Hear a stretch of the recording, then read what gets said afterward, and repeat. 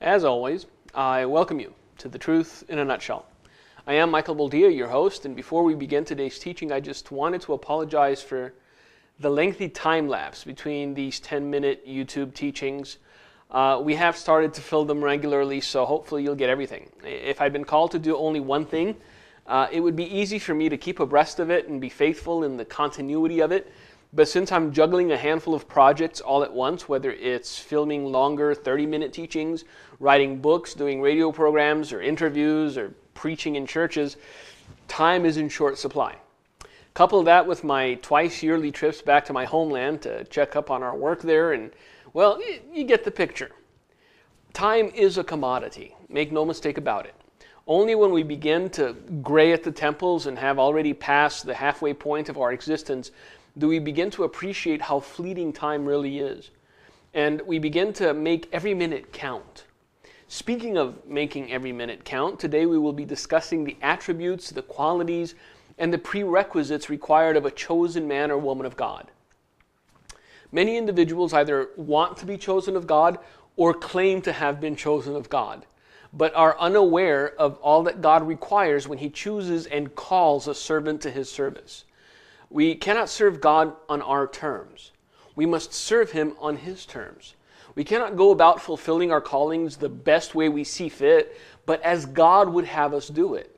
For only in obeying the guidance, the voice, and the will of God will our calling bear fruit and our labors be rewarded.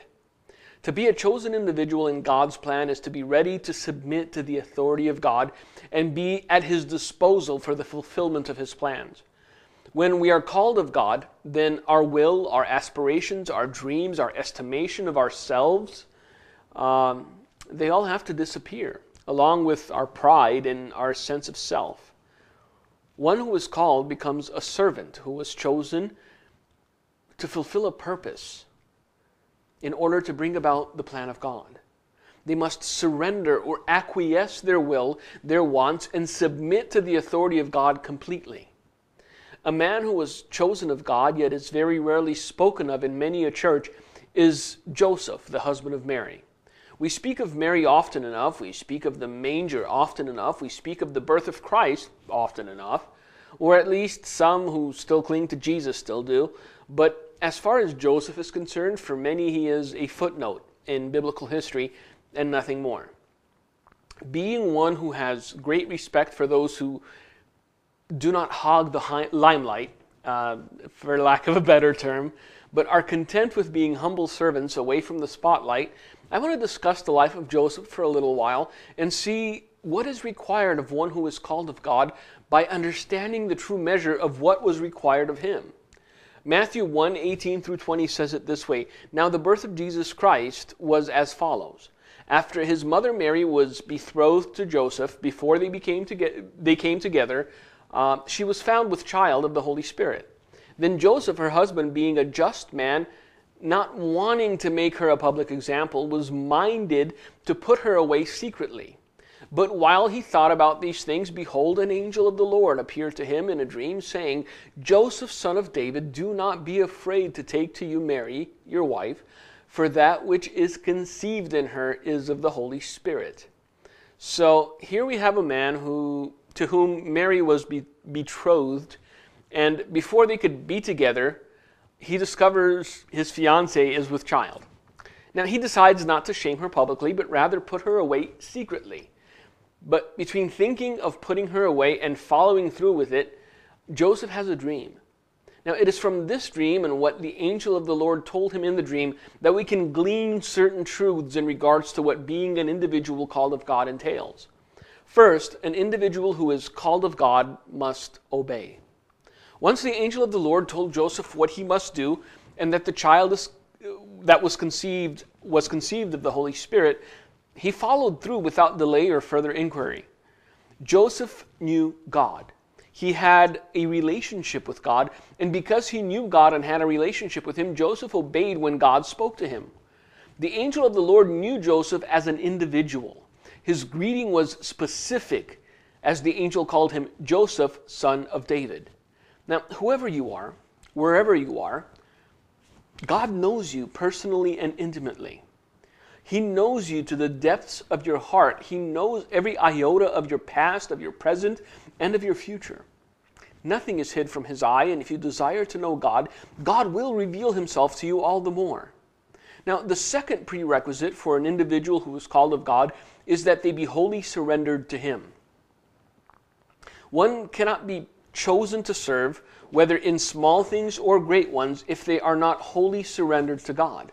There is no such thing as half surrender or a quarter surrender. There is either complete surrender, complete obedience, complete subservience towards God, or rebellion, disobedience, and a feigning of obedience in order to attain some vested interest. If you desire to be chosen of God and to be used of Him, then you must surrender all your dreams, all your plans, all your desires to God. There can be no half measure. There can be no divided loyalties. For we know full well that no man can serve two masters. No man can serve both God and Satan. When God chooses us for a task, we must submit to the task for which we were chosen. Now, some are at first flattered by the fact that God chose them and called them, but when they find out what it is God requires of them, they get disheartened and they begin to murmur in their hearts because they believe themselves to be better suited for something other than what God called them to. A true servant, one who knows what it means to serve, will do what God requires of him without murmur and without complaint. A true servant knows that the reward is not in the task itself, but in the obedience of carrying out the task.